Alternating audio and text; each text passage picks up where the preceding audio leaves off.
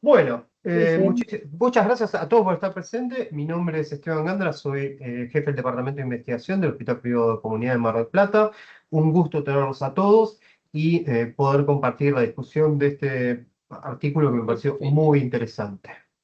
Bien, les habíamos mandado una encuesta, porque me pareció bueno, ya que es un estudio disruptivo en cierto aspecto, una encuesta de qué tipo de tromboprofilaxis hubieran hecho en un paciente que tenía 75 años, estaba previamente sano, se le diagnosticó una embolia de pulmón, tiene una categoría C3, y había tenido una artroplastía de rodilla realizada 15 días antes. Había estado internado 2 días, hizo un esquema de tromboprofilaxis al alta de rivaroxaban durante 5 días, seguido de 9 días de aspirina adicionales. Él no tenía ningún antecedente de trombosis, era un paciente sano, y lo que hicimos fue un poquito marcar el esquema EPCAT-2, que estaba previamente publicado en el año 2019, para ver qué era lo que pensaban todos sobre este esquema. Así que les mandamos la encuesta, tuvimos unas 8 respuestas y digamos que tuvimos una gran variabilidad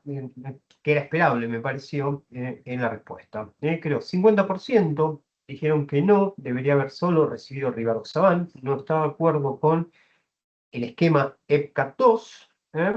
Algunos dijeron sí, es un esquema estándar, adecuado para esta cirugía, y algunos decían sí, estoy de acuerdo con este esquema, pero la duración de la tromboprofilaxis fue insuficiente. ¿Mm? Fuimos un poquito más allá, y les preguntamos si hubieran utilizado aspirina, específicamente, de 81 miligramos por 14 días, ya que el paciente no tomaba nada, y tuvimos de vuelta la misma separación de respuestas. Un 50% decía no, debería haber recibido solamente un DOAC de forma continua.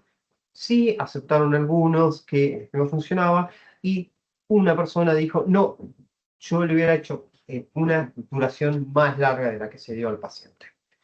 Así que con esta introducción me parece bueno discutir este estudio que se publicó recientemente el 12 de junio. Lo publicó Sudip Shivakumar, que es la primera vez que es autor principal de la serie EPCAT. Generalmente había sido David Anderson el que había hecho los estudios EPCAT 1 y EPCAT 2. Uno había sido publicado en el 2009, el otro en el 2019. Entonces, ¿qué está buscando? Es comparar rivaroxaban seguido de aspirina versus aspirina monoterapia después de una artroplastía total de rodilla o cadera. ¿Mm?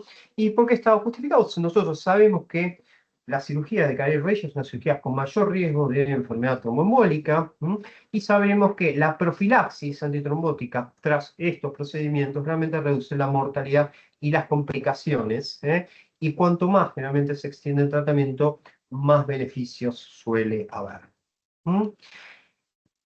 Vamos a ver un poquito de algunos sesgos acá porque tenemos que ver cuál era el estándar que se utilizaba hasta este momento, y tenemos algunas guías que son la de ASH del año 2019, que no ha cambiado, que realmente sugiere la utilización de aspirina o anticoagulantes, basada en pocas evidencias, pero tenemos que decir que David Anderson era una de las personas que lo recomendaba y mantenían generalmente los anticoagulantes de acción directa, específicamente por sobre la heparina bajo peso molecular para este grupo de pacientes. ¿Mm?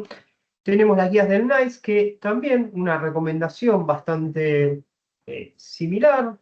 Tenemos acá las recomendaciones que hace, generalmente aspirina seguida de, perdón, heparina bajo peso molecular, seguida de aspirina, rivaroxaban generalmente, o heparina sola, son las que recomiendan para las caderas, y para las rodillas, si dejan aspirina sola por 14 días, heparina bajo peso molecular o el rivaroxaban como las drogas que realmente mejor funcionan o que se recomiendan en todo esto.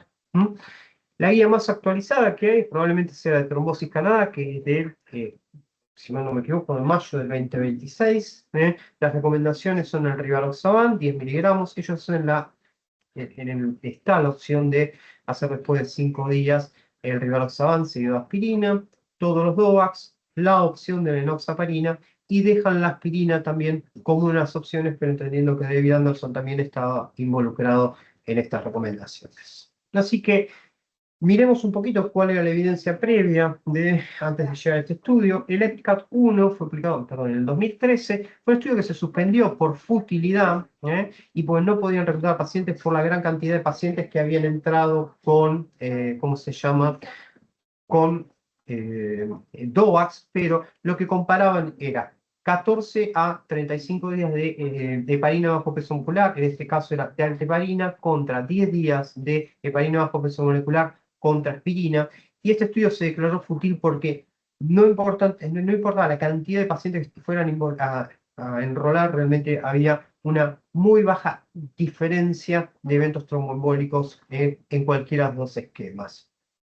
Este aquí que después de que se tuvo que suspender el EPCAT-1, se intentó hacer el EPCAT-2. Este estudio ya lo que hizo fue en pacientes con artroplastia, que iban a artroplastia programada de rodilla o cadera, se hizo Rivaroxaban, 10 miligramos por 5 días, seguido de aspirina, 81 miligramos por 14 o hasta 35 días, dependiendo si tenían cirugía de rodilla o cadera, contra un esquema de monoterapia de Rivaroxaban. Y lo que se encontró en este estudio de vuelta es que no hubo diferencia en la tasa de eventos tromboembólicos venosos sintomáticos. Y esto es un tema importante porque ahora vamos a ver que las series EPCAT han sido enfermedad tromboembólica venosa proximal y sintomática, y no es lo que se ha hecho en los estudios previos, por lo menos de tromboprofilaxis, que utilizaban también métodos de screening o TBP distal. Es importante recalcar que tanto en el EPCAT-1 como en el EPCAT-2 no hubo diferencia en la incidencia de TBP distal en ambos grupos, y podemos ver que la tasa de hemorragia en ambos grupos fue bastante similar. Así que la hipótesis del estudio EPCAT-3 era que consideraba que la aspirina sola para la profilaxis postoperatoria sería tan eficaz y segura como 5 días de Rivaroxaban seguidos de aspirina sola. Entonces, buscaron estudiar la eficacia y la seguridad de la profilaxis prolongada con aspirina en comparación con Rivaroxaban seguido de aspirina para la prevención de enfermedad tromboembólica tras una artroplastia total de cadera o de rodilla. Es un estudio randomizado, controlado, doble ciego, multicéntrico, llevado solamente a cabo en Canadá, en 15 centros de salud, y la mayoría de el apoyo económico de este estudio se lo dio el Instituto de Investigaciones en Salud de Canadá y algunas becas locales que había. Hubo un apoyo también para los placebos de afuera, pero la mayoría de la plata no tuvo, fue solamente de institutos académicos. Realmente estos son los criterios de inclusión. Eran pacientes que habían sido sometidos a artroplastia total de cadera o rodilla, electiva en las instituciones participantes y que van a firmar consentimiento informado.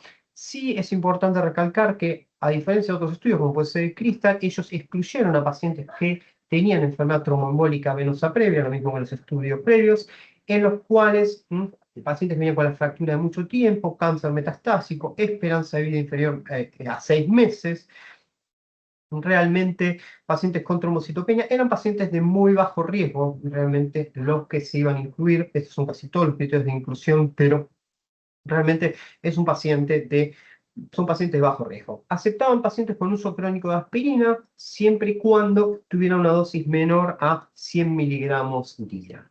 La intervención y la aleatorización de los pacientes fueron asignados al azar para recibir la profilaxis antitrombótica desde el día 1 con 81 miligramos de aspirina o 10 miligramos de Rivaroxaban durante los primeros 5 días posteriores a la cirugía. Después todos los pacientes continuaban con aspirina. Los pacientes que estaban tomando aspirina previa tomaban los 81 miligramos por sobre lo que ya tomaban.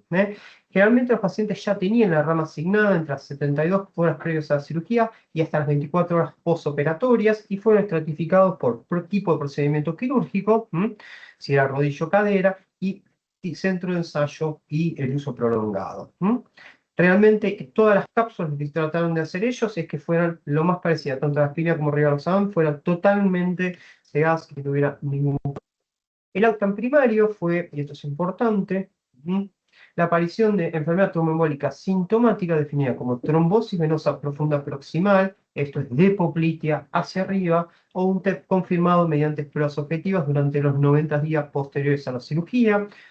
Bastante claro es el mecanismo de seguridad, utilizar sangrado mayor o sangrado mayor no clínicamente relevante, utilizando los criterios de ISTH, y todo fue adjudicado por un comité de adjudicación independiente que era de la plataforma CAMVector, utilizando protocolos ya avalados para el diagnóstico de recurrencias o sangrados mayores. Eso está muy claramente explicados en el texto, son los tres que vienen utilizando ellos. El análisis estadístico que hicieron fue no inferioridad, establecen un margen de 0,7% puntos porcentuales, aceptando una tasa basal de enfermedad tromboembólica en el grupo del 0,7% en el grupo rivaroxaban, aspirina, basados en el grupo de los resultados de el ensayo EPCAT-2.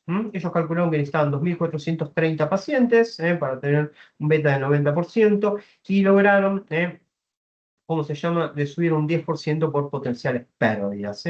Y son, digamos, una intención de tratar modificado y realmente un estudio bastante estándar de esa perspectiva. Así que se incluyeron unos 2.500 pacientes, casi unos 2.500 pacientes. Realmente en promedio lo que podemos ver, si eran 66 años, bastante similar, una buena distribución de peso, perdón, de sexos, la gran mayoría de los pacientes con un índice de masa corporal mayor a 30, baja tasa de cáncer, muy distribuidos, la tasa de artroplastía de cadera y rodilla. Lo que llama la atención es la tasa corta de estadía, 1,1 días en promedio para los dos grupos, una tasa de uso de medias de compresión del 20%, y realmente mucho uso de anestesia regional, casi el 90% de los pacientes tenían anestesia regional, y como se discutía en los criterios de inclusión, un grupo realmente de bajo riesgo, porque la mayoría de los pacientes tenían un stop PTI bastante bajo, como podemos ver, de 1 y 1,1, sin una diferencia estadísticamente significativa. Así que tenemos pacientes que son con ETB de bajo riesgo, que tienen una corta estancia, anestesia regional, una edad aceptable para la cirugía de cadera y una alta tasa de obesidad en el grupo.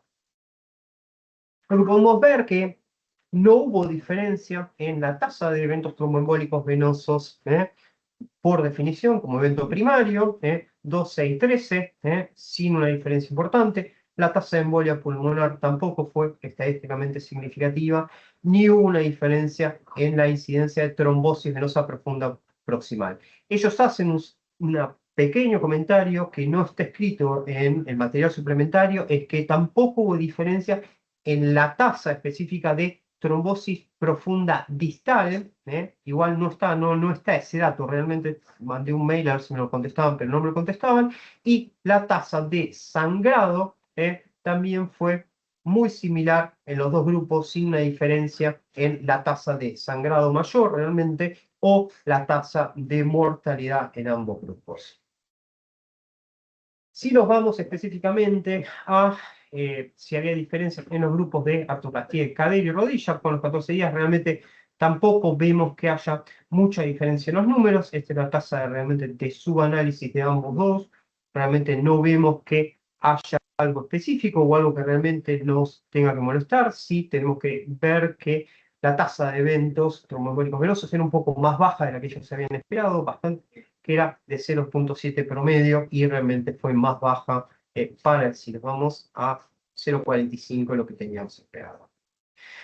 Limitaciones del estudio, yo creo que tenemos que ver específicamente, primero que es un estudio que fue llevado en Canadá con las prácticas de Canadá, con una tasa elevada de altas tempranas, en 1,1 día promedio, y con programas de apoyo ginecológico. Y acá dejo para discutir algunos que podremos tener, es si la TBP distal como evento realmente debería haber estado o no, a pesar de que ellos lo comentan por fuera, si debería haberse hecho o no, y si la ausencia de screening, como se hacía en los viejos estudios por TBP asintomática, hubiese sido necesaria o no, aunque la mayoría de las guías, hoy por hoy, no recomienda el uso de screening en pacientes asintomáticos sin importar el riesgo que tienen. ¿Mm?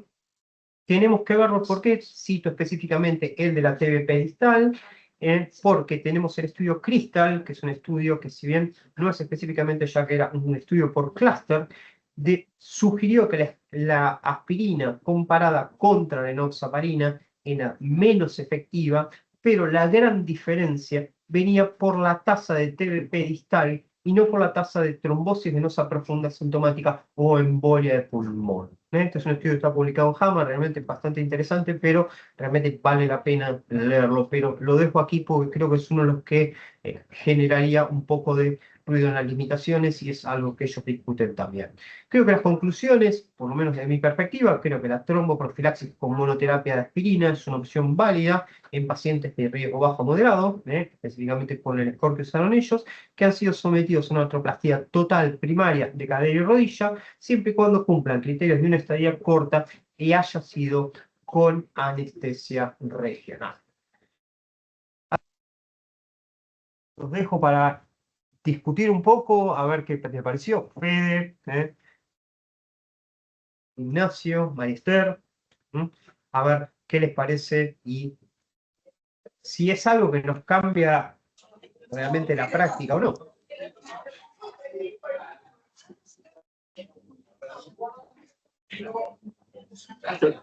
Yo tengo mi visión, pero siempre hablo mucho y monopolizo, así que quiero que empiece, quiero escuchar a primero.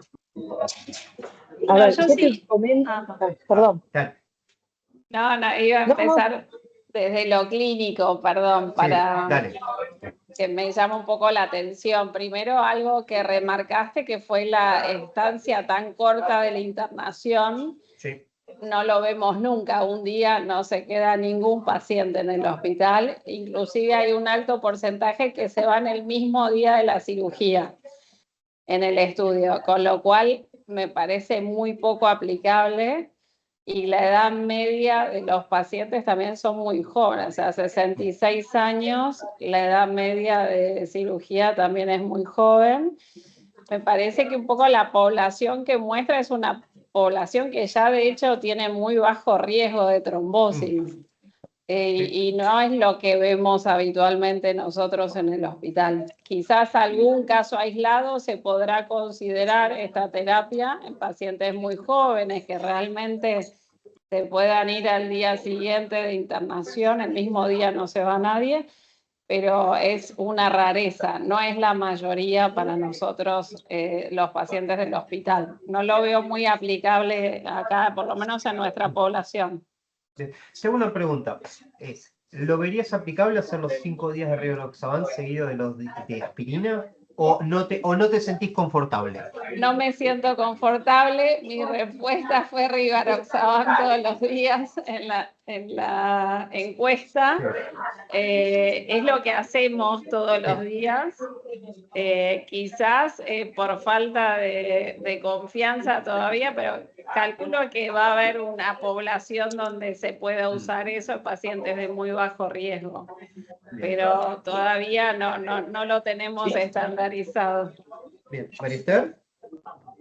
Sí, no sé si me ven, si tengo el sonido, porque estoy con el teléfono que va y viene. Te hemos dado vuelta, Marister, pero no hay problema. Bueno, ahí a ver si me pongo derecha, ahí no sí. sé.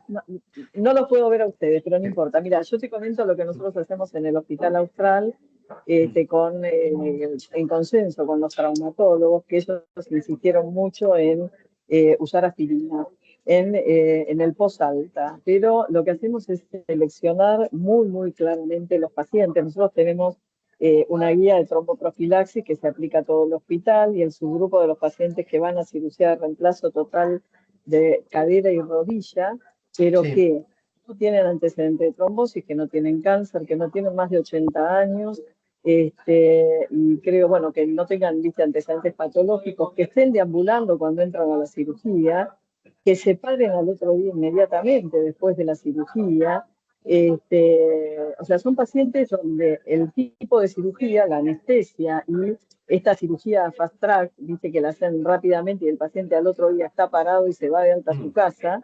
En general son altas muy tempranas, no más de 48 horas, aplicando nosotros heparina en el post-op 40 de Noxa, que ahí hay como un híbrido, no usamos DOAX en el postoperatorio como el protocolo, como el EFCAT2 que hacía 5 días de rivaroxaban, nosotros ponemos 48 horas de heparina, 40 días, y hacen 1 o 2 dosis y se van con aspirina.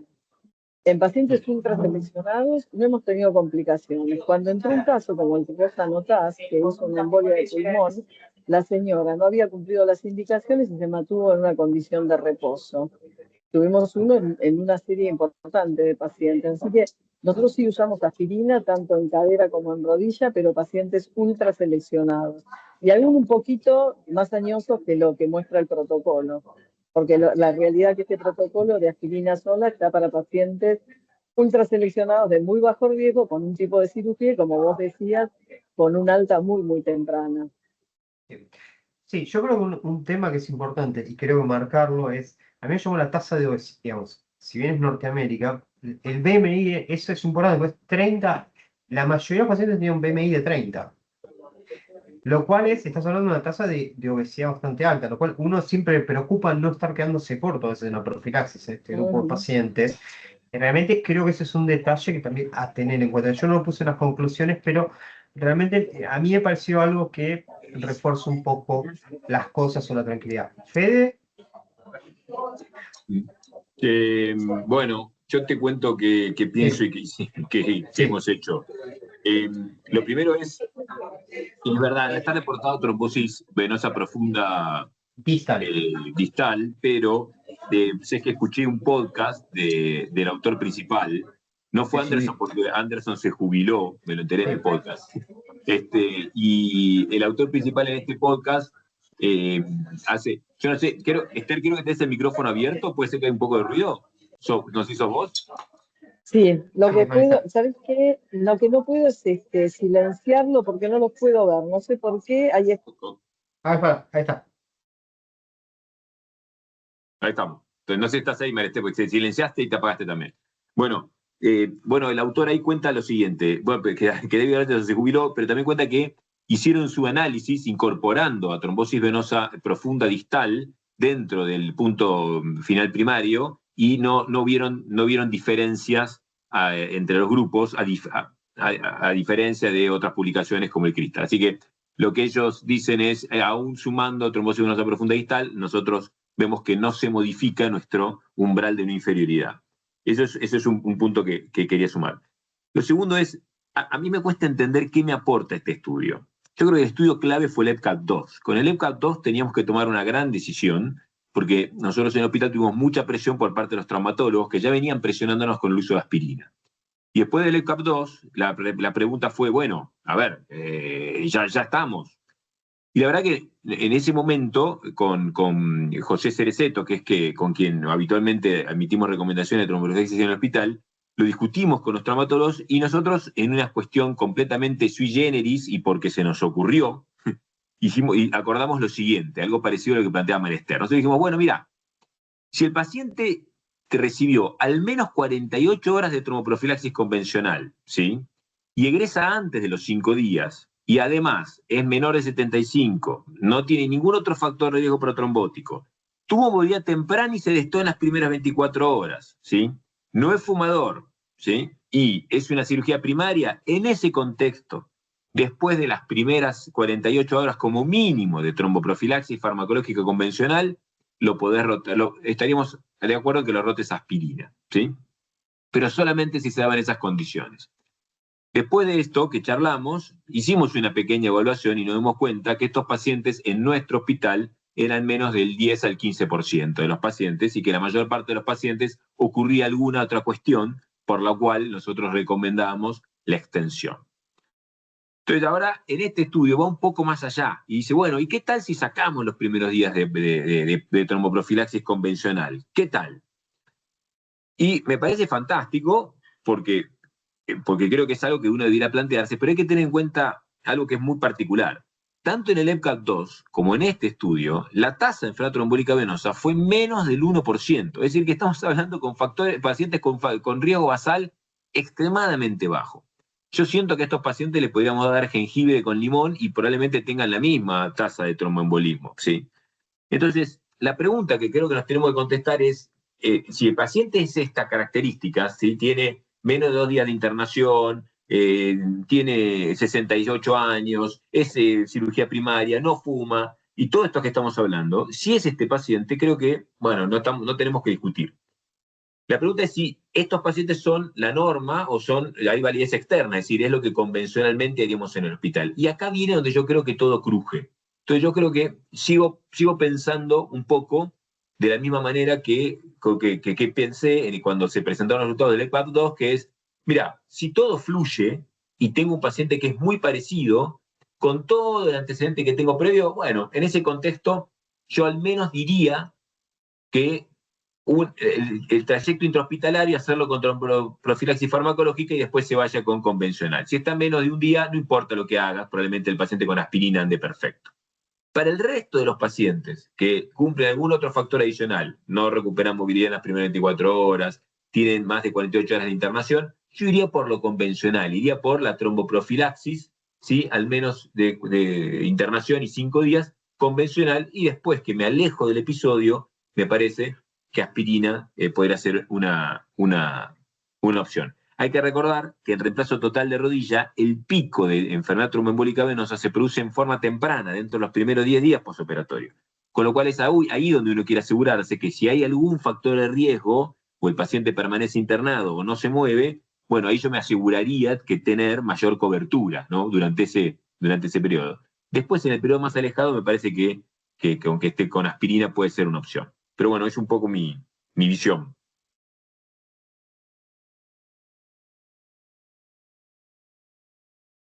Ignacio, Mauro, ¿algún comentario? Estaría bueno entonces hacer un estudio a partir de Argentina con el té de jengibre, creo que me gustó, ¿no? No, yo acá me parece que estoy más para escuchar y aprender. El rol, creo que la clave, como decían todos, es la selección de pacientes.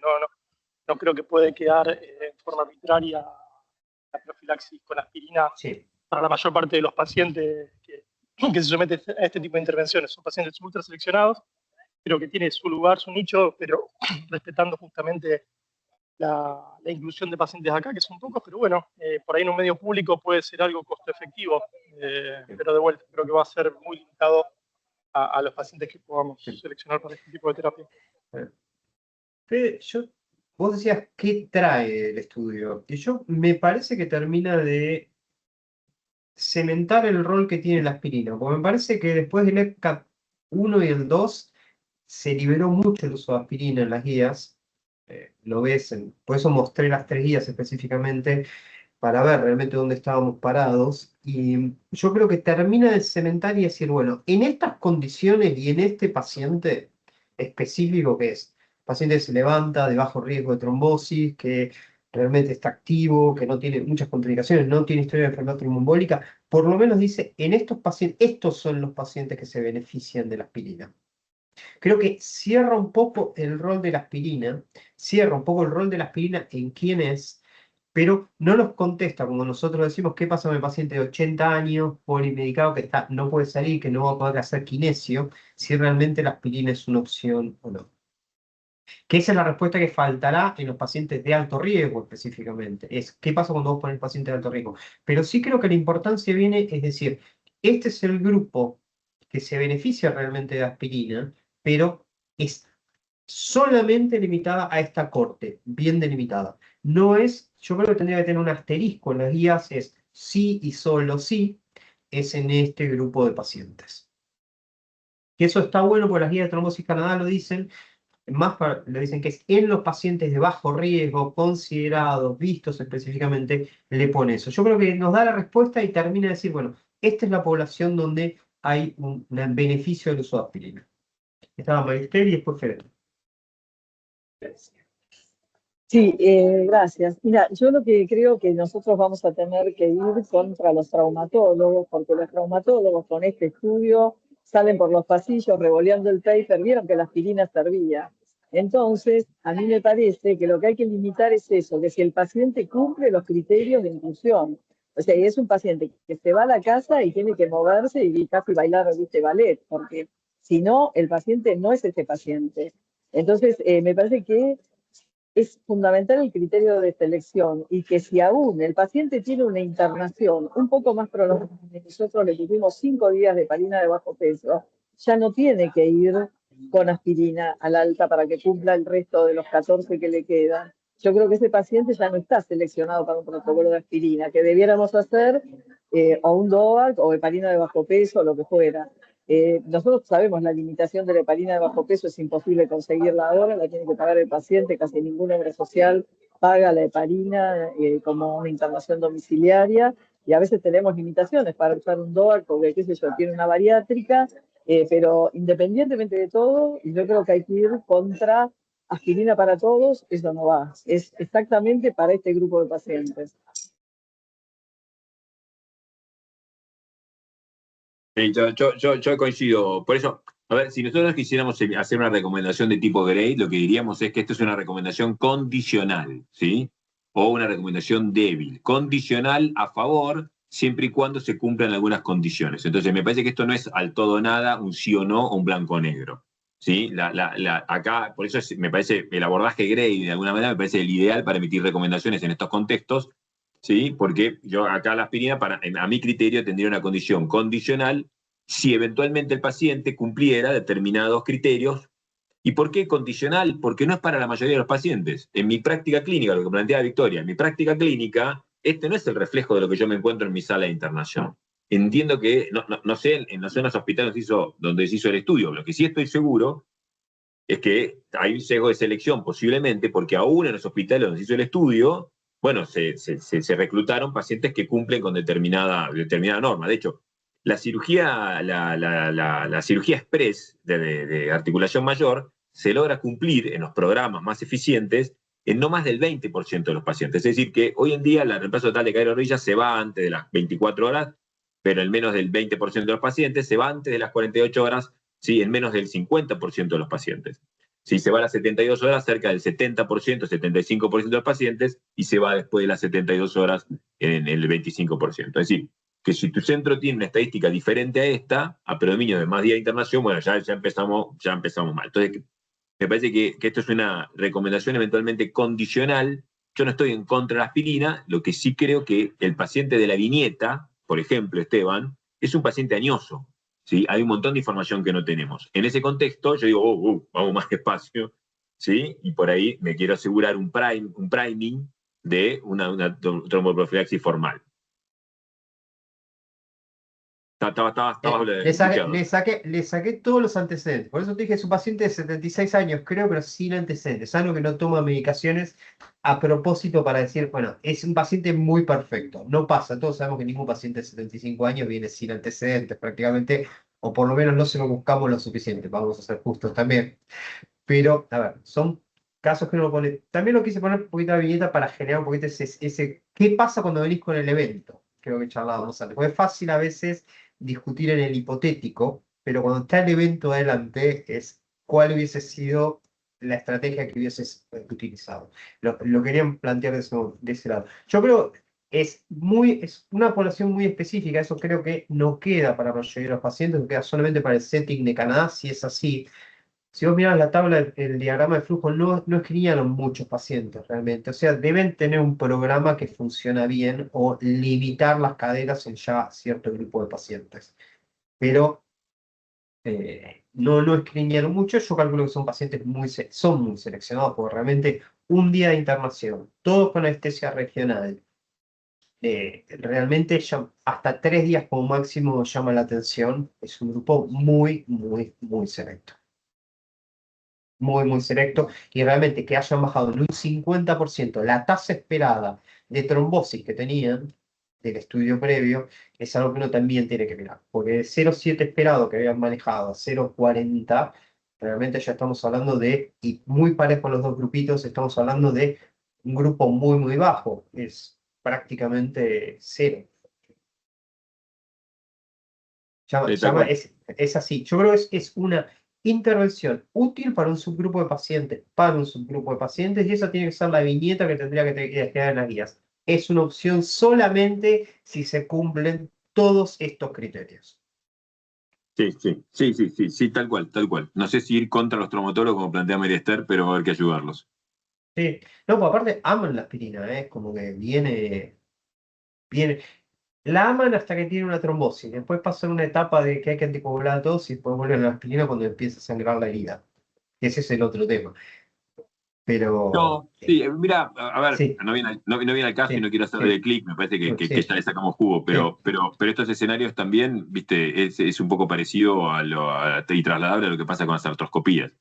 La evaluación prequirúrgica sí. de una artroscopía, nosotros sabemos que va a haber pacientes que tienen un riesgo protrombótico elevado y que eventualmente, por ahí, por algunos días, y esto totalmente de forma artesanal, uno quiere asegurarse de que el paciente, hasta que recupere movilidad completa, reciba alguna tromboprofilaxis, ¿no? Y no Sí. tenemos claro si es droga, aspirina o lo que fuera. Así que, bueno, estos son otros escenarios que hay que evaluar y que eventualmente pues, requerirán discusión, ¿no? Sobre si esto estimula o favorece que sea intercambiables este abordaje en otros contextos. Pero bueno, muy bueno. Fede, bueno, muchas gracias por lo que estuvieron. Y Fede, tengo una pregunta, porque la verdad estábamos discutiendo, nos ha surgido una discusión de a qué paciente le debemos poner bomba de heparina cuando ingresa con el TEP, según el riesgo, y a cuál enoxaparina. Porque siempre está la discusión de entre hemodinamista y cuando ingresa el paciente. Así que si te parece, la teníamos que teníamos formal, lo vamos a hacer, vamos a buscar si hay algo de evidencia realmente, pues las guías dicen enoxaparina para la mayoría de los pacientes, excepto el que viene claramente chocado, o sea que los que nos quedan de intervención es un tema ahí de discusión. Vamos a buscar un poquito de evidencia y un poquito para la discusión de manejo cuando el paciente está con enoxa y se descompensa. ¿Qué hacer, por ejemplo, a la noche? Minibolo de TPA. Así sí te parece. Vamos a mantener este formato. Creo que es en octubre que nos toca o en noviembre, no me acuerdo. No, creo que es en noviembre, Esteban, me Sí, parece fantástico. Y escúchame, Esteban, sí, fíjate, Vicky, ayúdame un poco. ¿Cuál fue el primer sí, Ateneo del año que estuvo? Rachel, sí. sí, sí, Pues, hicimos esta pregunta, o surgió, cuando estuvo Rachel. Cuando estuvo Rachel Rosowski, no sé si estabas, estuve hasta ella la mitad y después le me tuve que dicen ir, sí, heparina de bajo peso siempre, siempre. Sí, por más que vaya. pero me parece fantástico, Esteban, porque ella lo defendió como siempre. Sí, Pero, yo no me acuerdo si fue mi pregunta, la pregunta de alguien fue porque, che, no tenés ni un estudio randomizado controlado que avale esa postura. Y ella aún así respondió Sí, diciendo, no por esta y esta razón. Así que yo creo que lo revisaría, porque me parece que, de hecho, el otro día discutimos justamente esto, en donde en un paciente, ¿no? Yo sí. leí que alguien del grupo PERT decía, ponele bomba, ¿no? sí. Y bueno, entonces creo que vale la pena hacer un doble clic, ¿no? Y No, revisitar. pero aparte es importante mirarlo porque también surgió esta discusión la otra vez, pero está bueno mirarlo por el tema, ahora no le puedo hacer el procedimiento, ahora que está con Enoxa. Si quiero hacer el procedimiento, no lo puedo hacer. Y me parece que es una discusión que hay que tenerla, porque yo desde mi perspectiva yo trato de usar la mayor cantidad de Enoxa posible por el riesgo, por los riesgos de sangrado, todo que puede tener el paciente y riesgo de recurrencia. Esa sería mi tesitura. Pero bueno, es algo bueno discutir y creo que los rescates cuando, a ver, nosotros estamos adentro de la provincia, suponete no te llega el catéter o algo, ¿qué haces con el paciente bajo Enoxa? Son dos cosas buenas para discutir. Así que, Fede, si te parece, voy a armar un par de viñetas, capaz trabajarlas con más tiempo, a ver qué contestan todos, a ver si se prenden y ahí empezamos la discusión un poco más, va a ser un poquito más Perfecto, divertida. Muchísimas perfecto. gracias por estar. Muy buen fin de semana. Les mando un saludo grande.